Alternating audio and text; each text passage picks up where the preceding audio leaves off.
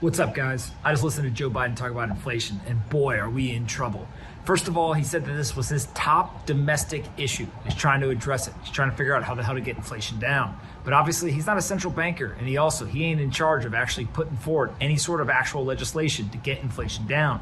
That's the central bank's job, and they're doing the best they can by raising inflation rates. But I don't know what's going to happen here, especially going into midterm elections.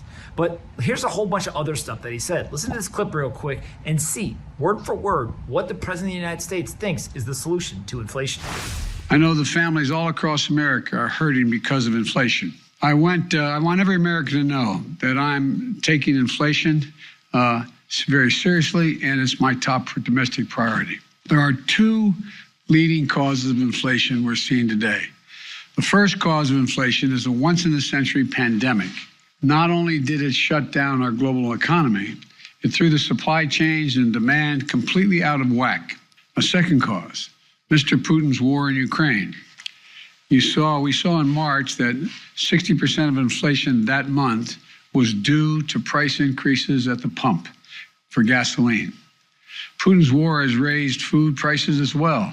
Americans have two potential paths forward. My plan is to lower everyday costs for hardworking Americans, and lower the deficit by asking large corporations and the wealthiest Americans to not engage in price gouging and to pay their fair share in taxes. The Republican plan is to increase taxes on the middle-class families, let billionaires and large companies off the hook as they raise prices and reap profits at record amounts. And it's really that simple.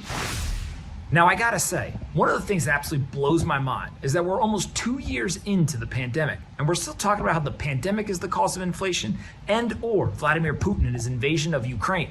What are we talking about? There's no accountability. There is no responsibility that they take for the central bank or elected officials with all of the undisciplined monetary and fiscal policy. Even if you want to say that there's broken supply chains, or there's some sort of issue from the pandemic, or that there's some sort of impact from that Russian invasion of Ukraine, you still have to say that you had some part. You can't completely absolve yourself and say that you did nothing wrong. Then on top of that, to make matters even worse, your plan is to ask corporations not to price gouge? What is going on? It feels like all of the politicians, the current administration, they have lost control. They don't have any ability to get inflation down. They're begging the central bank to go ahead and to address it.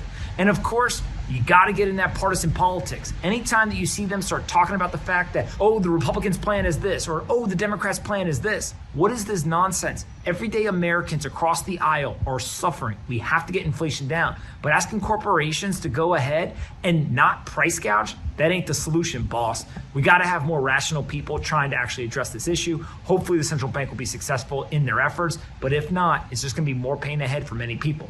Now, the odds are that inflation likely did peak already. And of course, there's going to be the base effect from when the prices started to surge last summer. So naturally, the rate of inflation should come down here, but still not going to be enough. There's plenty of people who didn't get an 8.5%, 9% pay raise. They're getting paid less today than they were 2 years ago. And that's a big problem if you're someone in America just trying to make a living and live a life of freedom, happiness, and financial security.